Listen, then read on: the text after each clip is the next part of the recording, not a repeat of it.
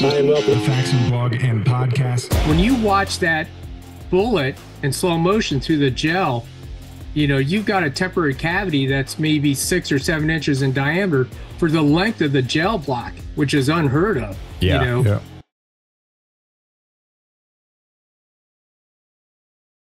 Hi and welcome to the Faxon blog and podcast.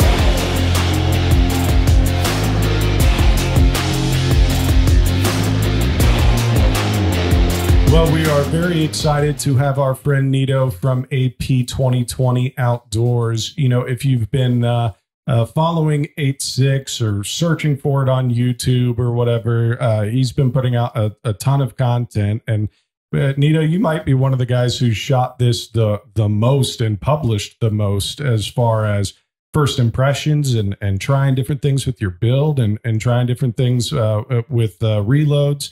So we're super excited to have you on today. Yeah, I'm happy to be on here.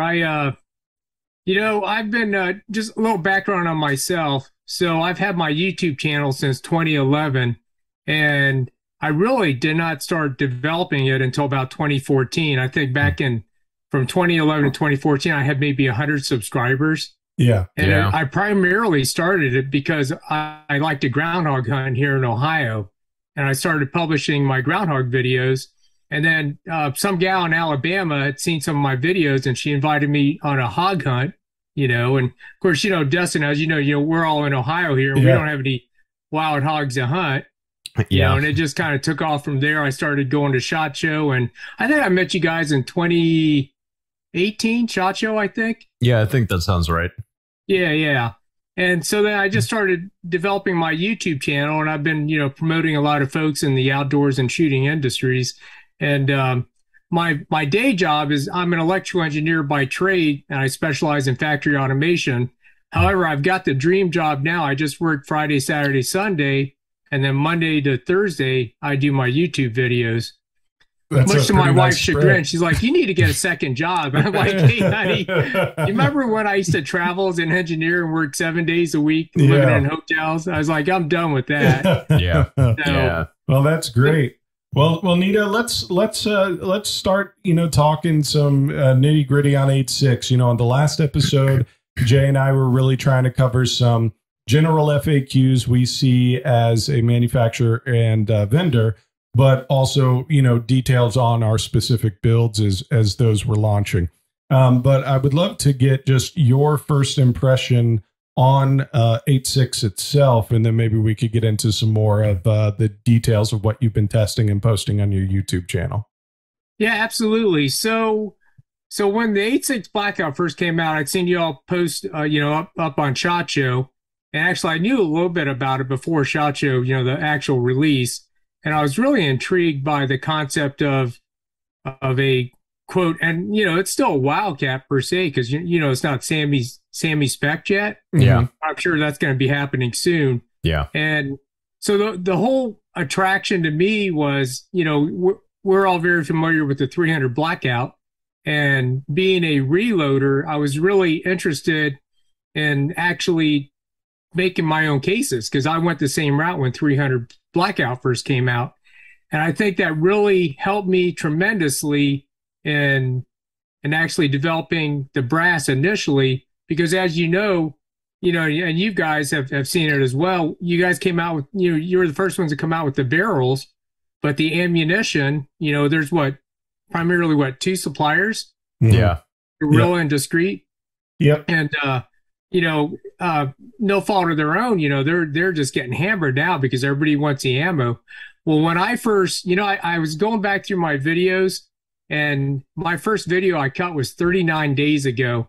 And yeah, I've got like 20, I think I got like 25 videos in the last 39 days. Yeah. I've got kind of crazy with it, but yeah, that's where I am. When I latch onto something, I just try to, you know, just embrace it and just try to develop it as much as I can. That's probably the engineer coming out of me. But so regarding the 8.6 Blackout, I think it has a really huge potential, and a lot of things that people still don't quite understand is I think the elephant in the room right now is the 1 in 3 twist, you know, because for years, and I'll give you guys a little history on rifling twists. You may or may not know, but back in the 50s, typical twist rates for typical rifles were 1 in 12, 1 in 14, 1 in 10. And what really drove the rifling twist was not so much the calibers, but it was the bullet construction. And they found out that if you go too fast, the typical lead core, copper jacketed bullets cannot handle the faster twist rates. They would literally just fly apart because of the high RPM rate. Yeah. And in fact, that's been kind of it's kind of gone full circle. Like if you look at, I think the long range guys have really driven this. When you look at the long range guys, they want to shoot heavy for caliber, long bullets that have the highest sectional densities, the highest BCs, ballistic coefficients, and that all warrants a faster twist rate. Okay. And so then now, like you'd seen the 300 Blackouts, they start out with like a 1 in 9, maybe. Yeah. And then you go to 1 in 8, 1 in 7, and now there's even 1 in 5s, Same with the 6.5 Creedmoor, guys are shooting 1 in, for a 308, 1 in 10 was pretty fast, And now 6.5 Creedmoors, you got 1 in 8s. That's a minimum. You should even think about shooting a heavy bullet. So then we'll segue to the 8.6 Blackout. So the 1 in 3 twist was like a huge radical departure. Nobody in their right mind would think, why the heck would you go with the 1 in 3 twist? Yeah, right. Well, without going into huge, great detail, because I myself was a skeptic also, and not so much a skeptic because, it's something new and, it's because it's not traditional, it's got to be bad, and that's not necessarily the case. And what woke up my mind was when I shot these what I call the propeller bullets now. Yeah, right. The 350 grain makers. And if you guys know anything about these style subsonic bullets, the all copper monolithics, where the expanding type bullets, when they hit gel, typically the petals fold back. They fold back. The petals themselves fold back parallel to the direction of travel. Okay. And that's always been a trade-off, is that because you have a greater surface area now, it actually impedes travel. You get what they call the balloon effect. Okay. Mm-hmm.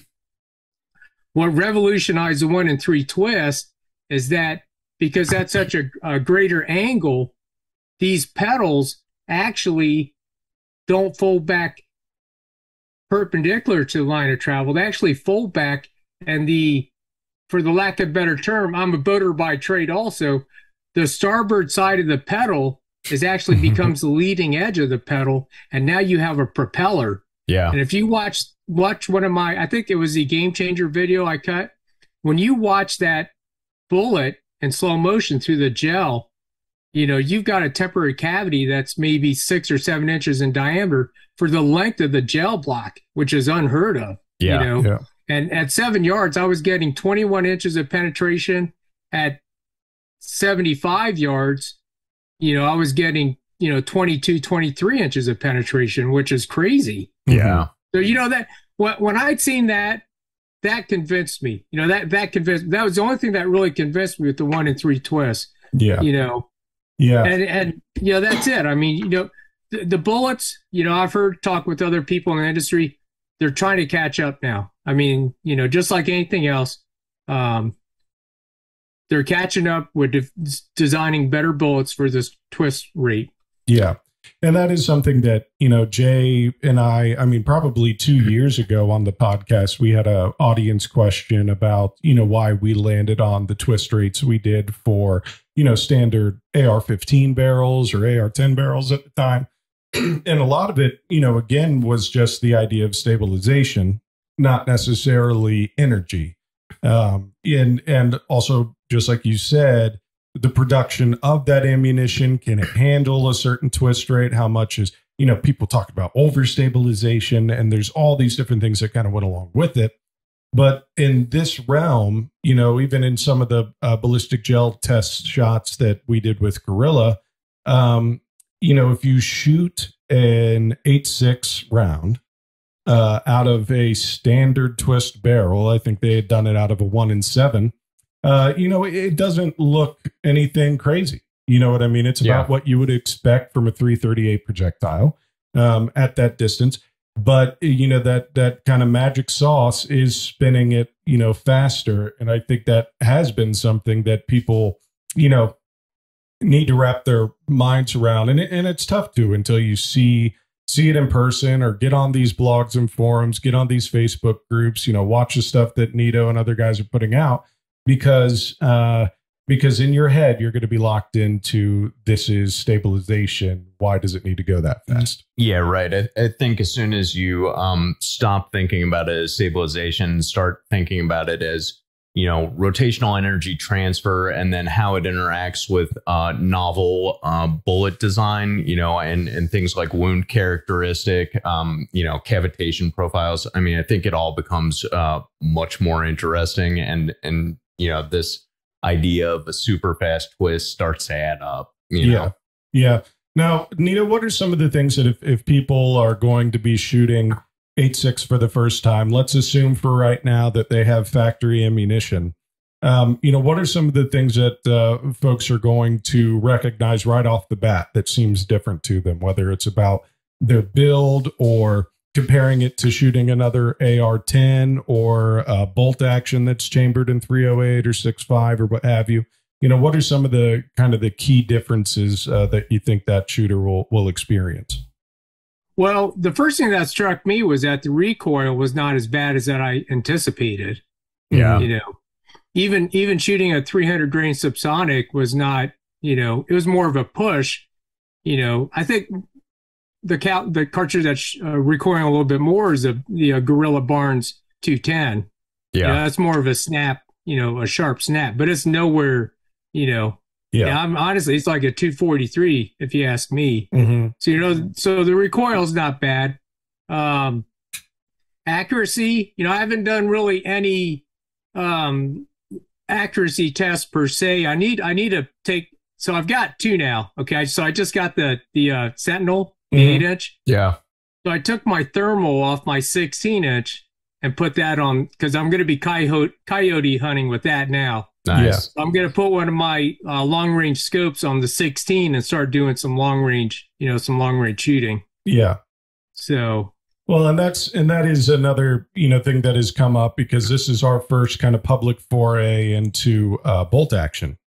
And people, may think of bolt action in kind of the PRS type category, but that's not really what 8.6 is about. 8.6 is a hunting round. Yeah. It's not necessarily going to, nor should it take place of, long distance 308 or long distance 6.5. I mean, there are folks that have put out some good content about, Mark, one of our sales guys, was just talking to Jay and I before we started recording, a video he saw somebody shooting subs out to 700 yards and hitting steel and everything. Yeah. So, the general accuracy that you would expect from a barrel company such as us, is going to be there, but it's not necessarily the same type of PRS style accuracy that you would see on somebody's competition rifle. It's made for something else.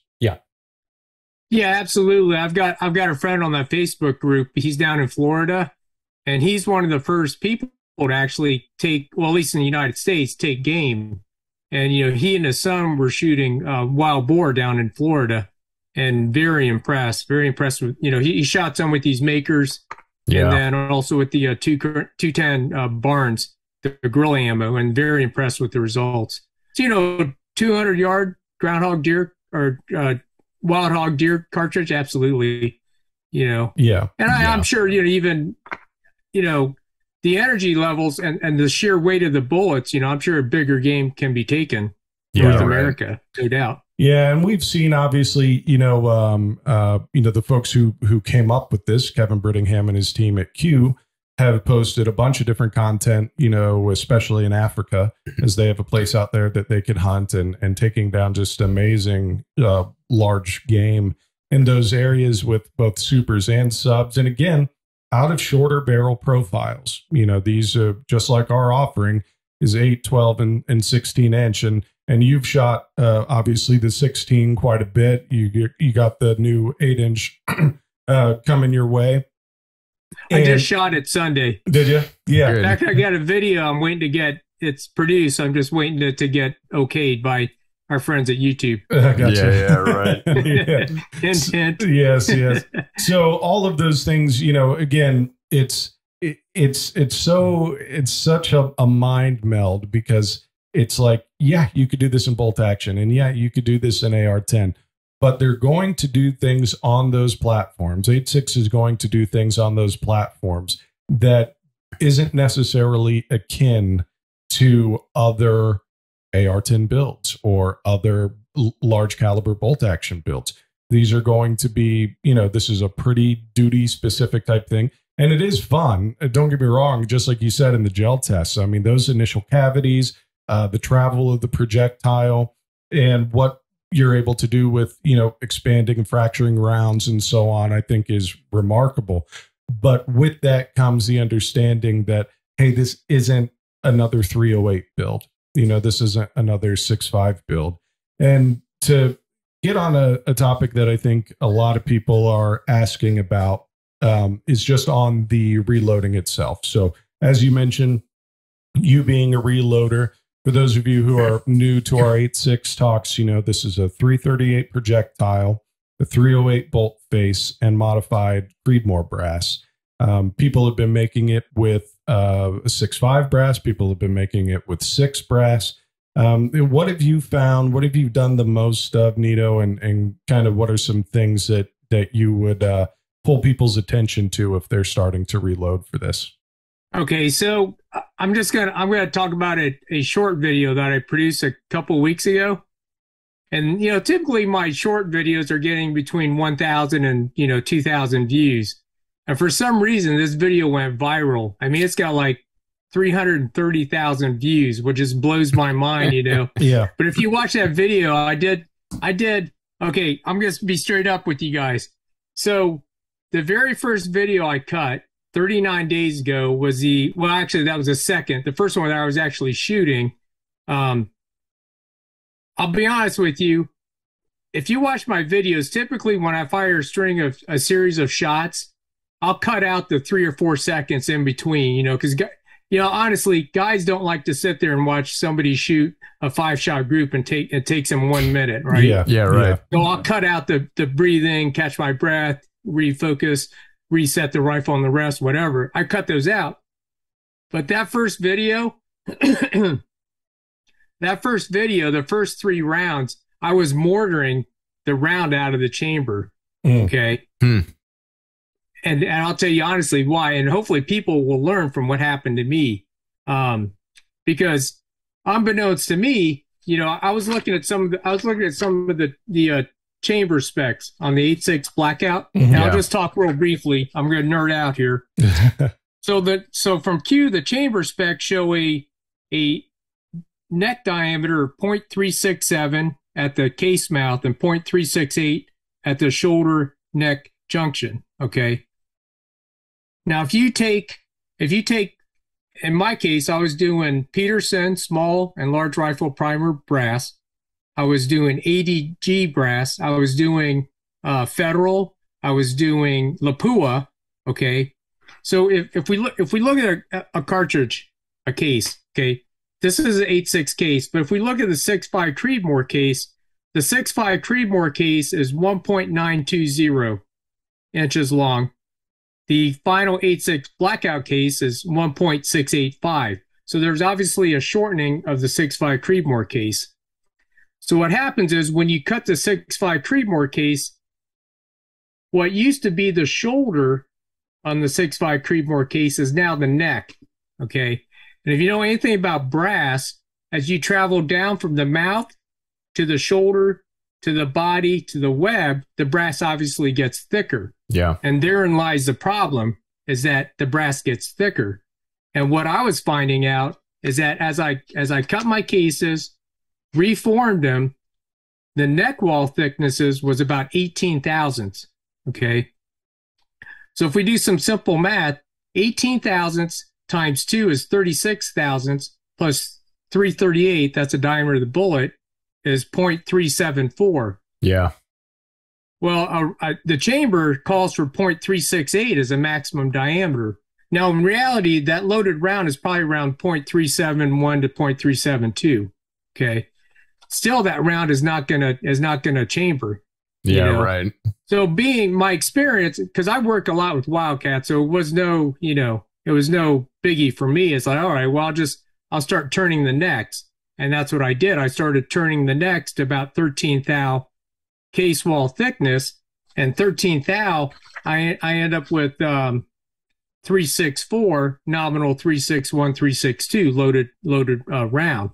So I'm good there. So that's the biggest thing, and I'm sure guys, hopefully guys have seen enough of my videos, or hopefully the word is out that, if you can't get factory brass, if you're still waiting on guerrilla ammo or discrete ammo to get the brass, you can form the brass. If you are a reloader, you can do it. It just takes time.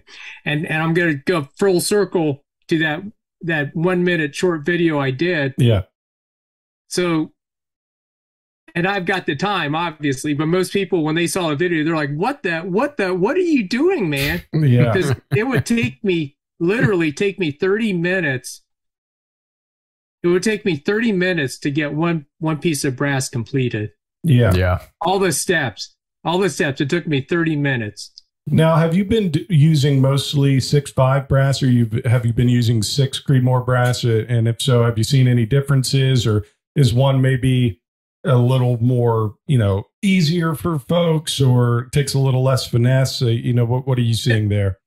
No, I mean, I've converted. So I found Midway had a bunch of Federal 6mm Creedmoor brass, like wholesaled. I say wholesale because it was under $1 a piece. It was like 62 cents a piece. Yeah, right. And I've done those as well. So because I've seen guys on the Facebook group, they'll take a 6.5 Creedmoor brass and they'll slam it right through the 338 Hornady or Lee, 8.6 Blackout full length resizing die. Mm-hmm. And I just cringe when I'd seen that, because going from .264 up to .338 is a pretty huge jump. You're going to induce a lot of stress on that brass.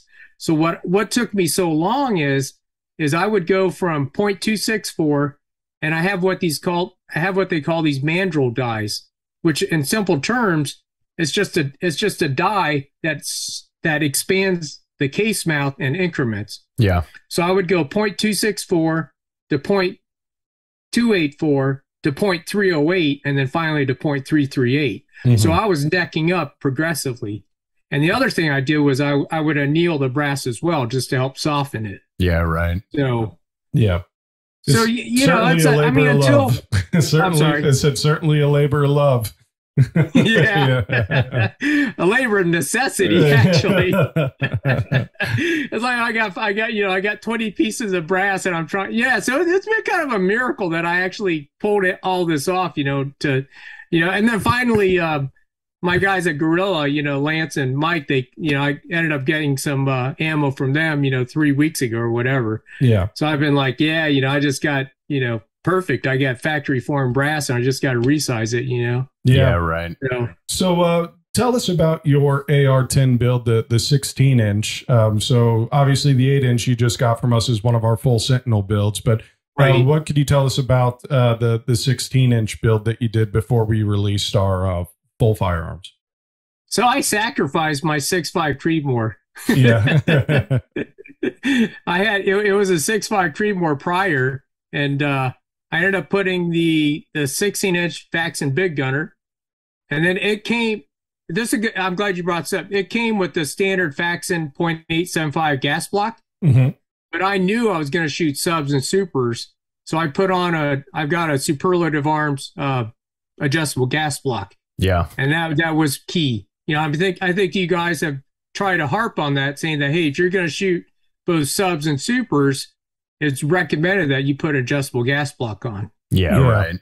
Yeah, with such a difference in how this round works, and I mean, don't get me wrong, we spent weeks going back and forth of like, what do we want to dial in the full builds on, and and even before that, before we released the barrels to the public, you know, you can't make a gas hole smaller after you drill it. You know what I mean? So, Yeah. so it, like, kind of going, oh gosh, you know, what do we want to optimize this for? Because there are, you know, great subsonic capabilities with this round, where so many people in, you know, at least in hunting or long distance and other calibers are shooting a ton of supers. Well, this is kind of like you said, kind of like 300 Blackout. There's a reason to shoot subs with it. So Jay, if you would just remind people, you know, kind of what the Sentinel is set up for, and then also kind of how we landed on gas port sizing for the just the barrels off the shelf. Yeah, right. I mean, our general approach for that was to tune these rifles so that they were shooting supers, unsuppressed and fully functioning. You know, with the expectation that if people were shooting subs or using a suppressor, that you know, they would have to tune a system. You know, there would be some necessity for adjustable gas block, playing with buffer weights and buffer springs. I mean, that's sort of, you know, that's the compromise that we had to go with. Yeah. You know, we can't, you know, like you just said, possibly have these barrels function for all scenarios of supers and subs and suppressed and on. You know, it's impossible to dial a gas hole size that works perfectly in all those scenarios. So, you know, the expectation is, you know, the builder has to understand what they want to do with this and adjust, you know, to that. Right. And Nito, were there any other modifications you needed to make to your Creedmoor AR-10 when you dropped in for 8.6? So obviously you mentioned the gas block, but, you know, anything with your buffer system or what have you, did you have to adjust any of that to make 8.6 function as you wanted it to? No, that was it. Just, you know, screw the barrel on, torque it down, get the forend on. Yeah. Adjustable gas block. That's it. Yeah. And I actually, I think I'm only 6 turns. If you're familiar with the superlative arms gas block, the adjustable gas block, it's got, I think it's like a 40 turn. So it's got really like minute, you know, indentations or indexes. Yeah. So I think it's only like 6 or 8 difference. Yeah. To get bolt hold open on a single round on the magazine. So, you know, it could vary, you know. I played with the 8-inch Sentinel Sunday, and I really didn't shoot a lot. I shot both the Gorilla 210 Supers and then the Gorilla 288 grain fracturing, and then I shot a handful of the 350 grain makers, and it really wasn't as pronounced as I thought. Of course, you know, that's a, you know, 8-inch pistol, you know, versus a 16-inch carbon gas length. You know, that's pretty significant. Yeah. I didn't measure the gas, the porthole, so I probably should have done that. I totally forgot about that. Yeah. I mean, I did notice that, because I'd read it somewhere, that you all changed did you have to change the angle on the gas tube itself for the clearance? Yeah, so we designed new gas blocks for these AR-10 builds. So, you know, what we were finding in building is that the AR-15 gas blocks don't actually have the right height over bore for the gas tube. You know, and trying to do custom gas tubes is a little obnoxious. You know, the manufacture of them is just it's easier to design a new gas block than it is to spec out new gas tubes. You know, so we made some specific AR-10 height gas blocks, which, you know, I think are a valid valid concern for any AR-10 build, is that your gas tube is not actually sitting at, you know, the correct angle if you're using an AR-15 gas block. But we really thought it was important on these pistol length gas systems in particular, just because, you know, as you're getting closer to the receiver, your angle is getting, you know, steeper and steeper. Right. So yeah, concerns of binding or just being real tight on the barrel nut. So again, it's a non-adjustable. So that is something you have to take into consideration if you're building, but especially for the complete builds, our Sentinel builds, it's just, nobody's really making 8-inch 308 builds, so how are you supposed to stumble across this?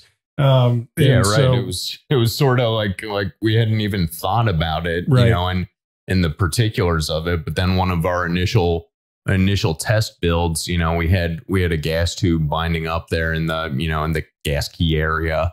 And we started looking at it and realizing, that the angle, was actually mattering in that. Yeah, just a little too sharp. So obviously those are things that if you are conscious about it in your build and you did buy an 8-inch barrel or you bought an 8-inch Sentinel from us and you want to be able to go back and forth between subs and supers and suppressed and unsuppressed, you're still going to be able to do it.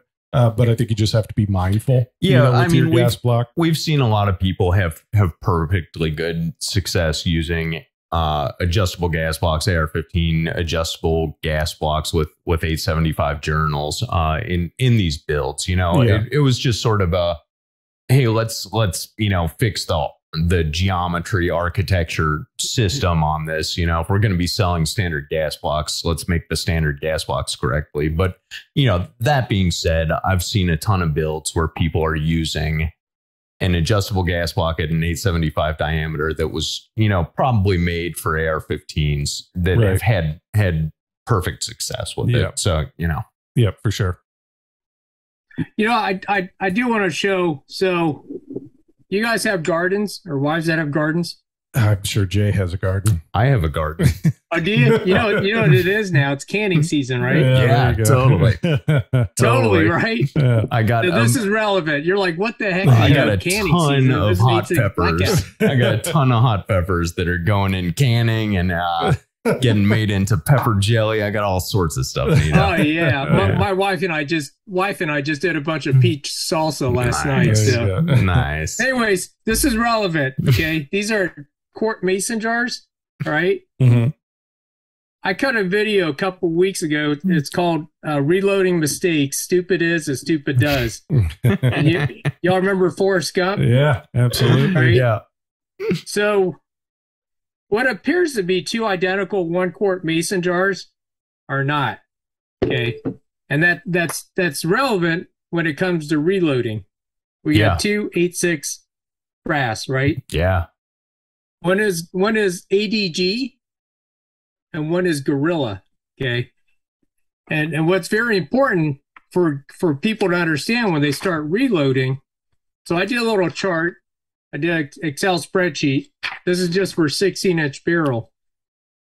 The water case capacity of the ADG brass is 43.7 grains, whereas the Peterson is 45.8. The Gorilla is 46.6. Hornady is 44.7. Yeah. Now you're just talking grains of water capacity. The charge weights, and this is for like a 350 grain maker. I have a half a grain charge weight difference from the different pieces of brass. Oh yeah. And I want people out there reloading to know. I've preached this forever. Is that years ago when I started reloading in 1988, back then the manuals would always say, start 5% below max or start low, and work your way up. Yeah. And nobody really explained to me why. And really there was no information as why, other than you don't want to have a kaboom and obviously blow your gun up. But nobody really explained to me why. And when I started using, so Quick Loads is an awesome piece of software that you can input all your load data and it will return within reason. I say within reason because it's not 100%, but it actually returns your pressure levels that your cartridge will achieve. Yeah. Okay. And I did a quick video a few years ago where on a 5.56 where I was keeping the powder charge the same, the bullet the same, the cartridge overall length the same, and I was varying the water case capacity of the brass. And it just blew my mind when, like, if I would change the water case capacity by 0.3 of a grain, the pressure would go up 3,000, like 3,200 PSI. And that's important because obviously if you're operating near the top, like subsonics, maybe not so much, but supers, if you're near the max, what you think is the max, and you got a piece of brass that actually has less water case capacity, you're going to be over the top, Yeah. And especially in ARs, a bolt action is more forgiving than an AR, you're going to get a kaboom. And I don't want to scare people, but I just, it's something people have to be cognizant of, Yeah, without a doubt. Yeah, and that's something too, like you had mentioned us, making a point of telling people, what the full builds are optimized for and so on. It's something we put in the copy. It's something that we put in the manual, at the time of production, this is not a semi-spec round, and you're going to have differences and to use caution with reloaded ammo and even early production ammo. I mean, I think Gorilla and Discreet are making great stuff, but it's still early, and it's still, there's still things that could change by the time it gets through semi-spec and so on. So I think there's always the need for what I like to call appropriate caution when you're doing something like this. And yes, another piece where, I've shot AR-10s and I've built AR-10s, or I've shot bolt guns and I've built bolt guns. Yes, but just like everything else in this 8.6 world, everything's a little different. Like, it's just a little different to achieve the ballistics, to achieve the energy on target with that fast twist rate, with that modified brass, with that size of projectile. You mix all those variables in, and when it's right, it is super rewarding. It's crazy fun to shoot. It's obviously doing great things with everything from hogs to Cape buffalo. But you got to make sure that it's dialed in. And I think that's part of what, for people like you, Nito, who have done this for a while and like Wildcat cartridges and things, I think those folks, this makes perfect sense. But for the folks who have maybe never worked with Wildcat or who are just getting into reloading, I think there's a little bit of a kind of a mentality shift of, it's very cool that you get to be leading edge, but that also means that you're going to have to pay attention in what you're doing to be part of something that's leading edge until it becomes, standard across the board, just like a 5.56 or even more recently 300 Blackout. And absolutely. I mean, when the history of 300 Blackout, it was 300 Whisper before it was actually, Sammy spec'd into 300 Blackout. Yeah. And back then we were, I didn't have the Harbor Freight chop saw, but I was converting 5.56 brass, and you had to do it. Now, I wouldn't even think of, there's so much 300 Blackout brass now. It's like, why buy, you don't have to. Yeah. And I think this will be, this is just part of the learning curve. And, heck, I don't know. I don't have my pulse on who's going to come out brass. Are they waiting for Sammy spec before brass manufacturers jump on the? Well, Jay and I can't share too much, but I will say that we're in conversations. Pretty much everybody involved is really kind of, we're pressing our contacts, and we're trying to provide as much data as we can to help support larger manufacturers and adopting this into their workload. And that is something that is, and I know, Jay, you have a note, and I want to make sure we get to that, but that is something that we have to keep in mind.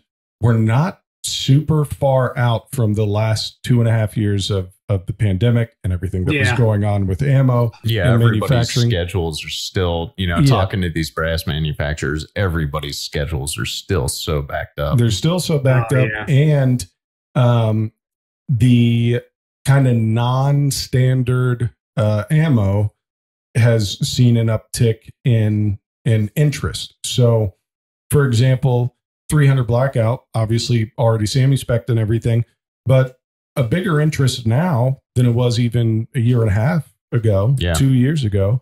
The same thing for 6mm arc. 6mm arc has seen new life. 224 Valkyrie has seen new life. I know we're kind of getting to it just because of the season, but things like 6.5 Grendel and 350 Legend, seasonally are on the uptick. So if you think of, it's been, 2.5 years of, oh my gosh, these guys can't even make enough 5.56 to keep up. Now, you're just kind of getting out of that. And everybody's been so saturated with standard calibers, standard cartridges. Then now it's like, I'm ready for my 7.62 by 39 build, or I'm ready for my 300 Blackout build.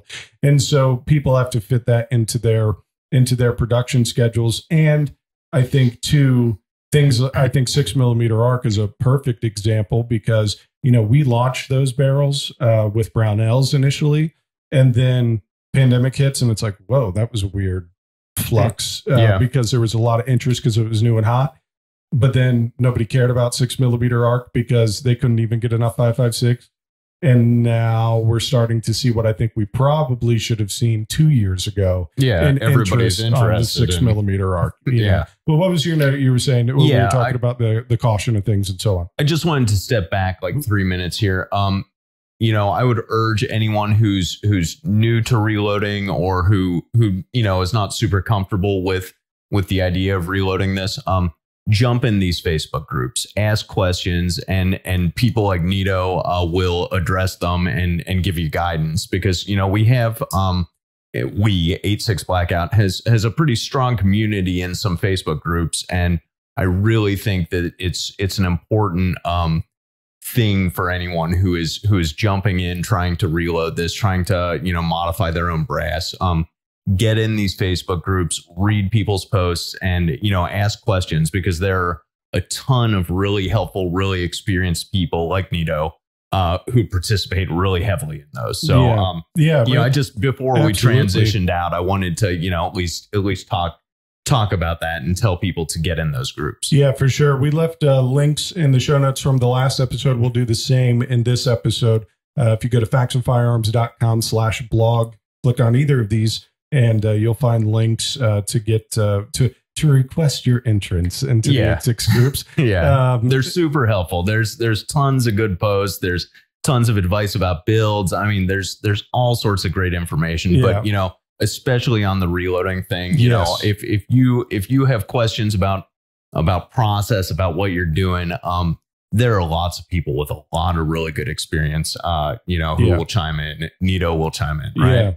And I'm sorry. It's not like a lot of typical Facebook groups where there's a lot of combative, Yeah, right. Because the 86 Blackout is still kind of a small community, Right. And we're all in the same boat, we're all trying to learn, and we're happy to help.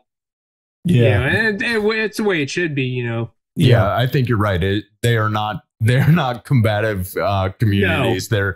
They're really, open source info, lots of helpful info communities. So, and that's another thing. I mean, you mentioned open source and how people are sharing info, but this is something that the guys at Q started with 86. I mean, it's open source. I mean, you could find all the official published data. They want the round to take off, and also for us, I mean, we've never seen kind of a first day retail launch season like we've seen with 86 on a new caliber. If it's new guns are one thing, and new barrel profiles or barrel lengths, those have all been successful in their own right. But when it comes to something that doesn't have semi-spec factory available ammo to the masses to take off like this, has been really, really surprising.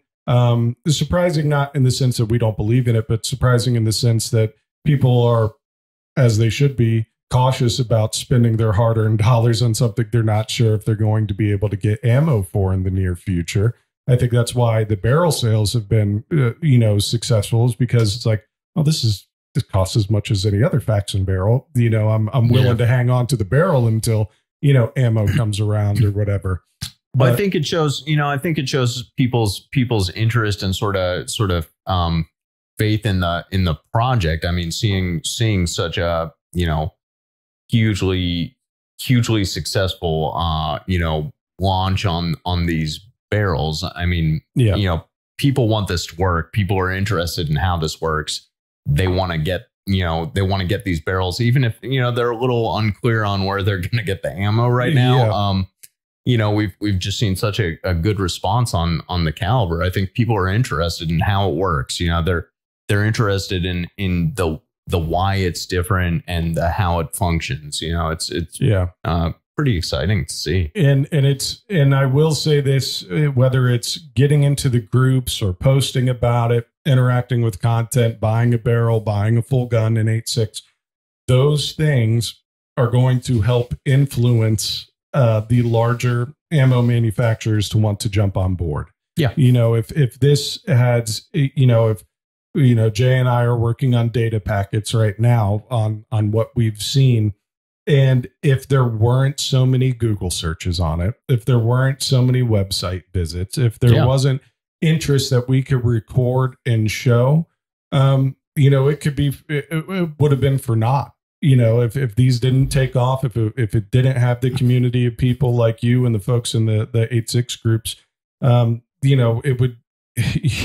it would be a much larger field to hoe, to get these people to much larger field to hoe. I lost what I was going to say, but I'm going to say field to hoe. I like that expression. We know what you mean, Dustin. Yeah, that's a good expression. I'm from the Midwest. Yeah. But anyway, very Midwest expression. Yes, very Midwest expression. So before we wrap up, Nito, I do just want to ask about what you've seen in the projectiles that you're using and what you think has been the most interesting or ones that you haven't yet tried that you do want to try. What sorts of other projectiles would you guide people to if they want to start making their own ammo?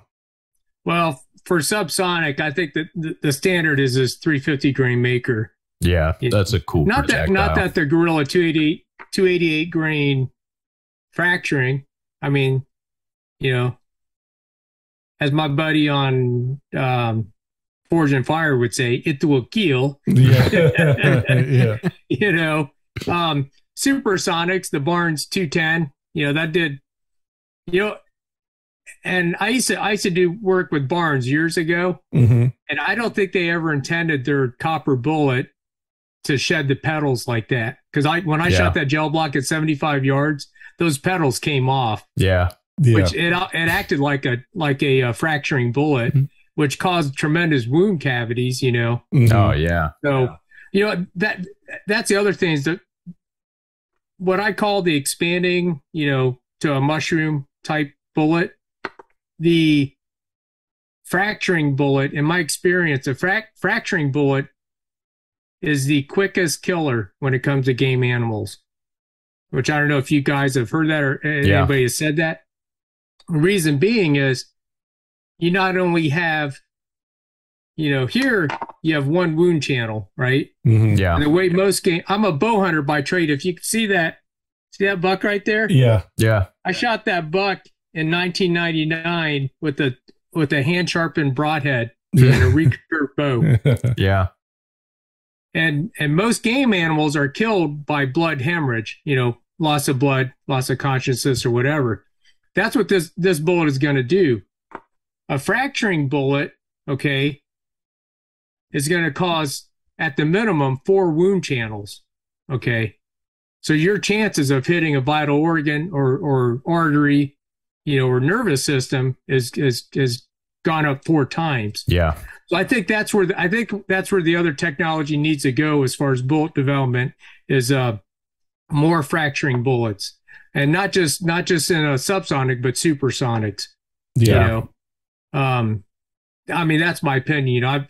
I've killed hogs in Texas with 85 grain fracturing bullets. I've killed 300-pound hogs that just, my buddy and I would do a post-mortem and just blown away by the damage. Yeah. Right. And that was just like a little 85 grain bullet too. Right. Yeah. So. Yeah, you get some impressive stuff, and I mean, just like we've mentioned on the Facebook group, seeing the kind of what I like to call the non-professional content, of people that have already gone out and gone hunting with these, like you mentioned, your friends in Florida, the wound cavities on these things, and the quickness of drop, and even when some of our team went with Gorilla and Q to Florida several months ago and did a hunt together, a hog hunt. There were a couple of hogs that they got that they were like, if this was another round, I shot it too far back. or I shot it too high or whatever. But because the energy that it's providing on target, that shot a little too far back that maybe with a 300 Blackout or whatever wouldn't have put it down. It absolutely did put it down, with the 8.6. So I think there's, it's not to say that it cures your inaccuracy, but, you do have, optimal energy. I mean, as far as anything that's on the market right now and anything you could buy a barrel for or buy a gun for, it's going to do some pretty crazy things in putting down your game. Yeah, here's one other thing, because I don't think nobody's really addressed it, is that, in a smaller package, I would say the 8.6 Blackout would be superior to a 300 Blackout as far as self-defense. And I only say this because what is common with subsonic ammo? What is the one constant? It's a really easy question. I thought you were asking a rhetorical question for the crowd. This part where we say everybody comment. Yes, okay, yeah. We'll get a million comments right. of, this. Yeah. Velocity and critical distance. Right. So if you take a 300 Blackout shooting a 220 grain, SMK or 200 grain, expanding or fracturing bullet. Yeah. 200 grain, right? Then you take an 8.6 Blackout shooting a 300 or 350 grain, bullet. You've gone up, 1/3 bullet mass, 200 to 300 grains. And the energy is, 300 Blackout, you're like, what, 450 foot-pounds of energy? Yeah. 8.6 Blackout. I was just looking up my specs here. So 350 grain maker, 859 foot-pounds of kinetic energy. Yeah. Mm-hmm. Yeah. I mean, put that in perspective. I mean, a 9mm, you're lucky to get what, 350. Yeah. Even a 44 Magnum. Not that 44 Magnum is probably not the choice of a personal defensive weapon. Right. Yeah. Right. But here you're talking 859, and you suppress that. Oh yeah. Like in a little like the Sentinel. Yeah. The 8-inch Sentinel. Yeah, that's a perfect. If somebody wanted to have, if they only had one or two weapons, that'd be a great home defensive gun as well. Yeah. Yeah. So my thoughts. I mean, I just you think about subsonics and bullet weight and stopping power and all that good stuff. Oh yeah. Yeah, and taking into account, like you said, for a smaller package. I mean, whether it's hunting or PDW, it's something that is optimized for shorter barrel lengths. You don't necessarily need to go out all the way to 24 inches on your barrel to get the type of power that you need or get the type of accuracy that you need. And again, within reason on all of this, right? So yes, you could probably get a little more power out of 300 Blackout if you tune a little bit. But what is your end goal for that 300 Blackout? And that's something that we talk about with all builds on all of our barrels or all of our parts and accessories. What are you building this for? Are you building a lightweight rifle? And then you're going to want to look at our pencil barrels, and you're going to want to look at our lightweight bolt carrier groups and the carbon fiber handguards and all that sort of stuff. But, when we talk about like duty guns, for example, we have several police departments across the country that use some of our stuff. They're going more gunner profile, aluminum handguard, full M16 bolt carrier groups, things like that. It's still pretty duty specific. And also based on what your comfort level is on it as a shooter. And again, ultimately what your end goal is for it. And some people, they're going to be locked into things. People did ask, well, if it's optimized for 12-inch, why did you make a 16-inch barrel? Well, because there's some people who they need the 16-inch barrel, whether that's legally or they don't want to do SBR or they don't want to run a pistol brace, and you're still going to get, as you've seen, Nito, personally with the 16-inch build, you're still going to get amazing results out of that build. But it's just going, hey, you don't need to go out to 18. You don't necessarily need to go out to 20. But you could go all the way back and have this pretty rad looking billet AR-10 that has an 8-inch barrel on it. Yeah, right. Well, very good. Nito, as we wrap up, if you wouldn't mind just letting our audience know where they could find more about you and find some of your videos. Yeah, so just go on YouTube and search AP, that's Alpha Papa 2020 Outdoors. So it's just AP 2020 Outdoors. I'm on Instagram, AP 2020 _outdoors. And then, of course, the Facebook group, 86 Blackout. Just search for that. You'll find the group. Yep. And that's it. I've got a Twitter account, but I really don't do too much on that. Yeah. So. Very good. Well, we'll have links to all of Nito's channels and some of the videos that he mentioned this week in the show notes, as well as a link to the Facebook groups that we've been talking about. So just go to faxonfirearms.com/blog and click on this episode, and you will find all of those links there in the show notes. Nito, thank you so much for joining us. We appreciate your time and your expertise and all the help you're doing in the community to educate people on 8.6. Yeah, thank you, Nito. Hey, thanks for having me. And you know what, Dustin? Yeah, I'm only 3 hours away from y'all. But you know, what's funny is I think both Jay and Mark thought that you were coming today. I thought you were going to be here today. I thought you were going to be in person today. I was like, Mark came by earlier and I was like, yeah, Nito's going to be in, in like 15 minutes here, just come by the marketing room. And then I get in here and Dustin's like, oh, did you bring your headphones? It's a Zoom call. I was like, nah. Yeah, Mark, is he here? I was like, is who here?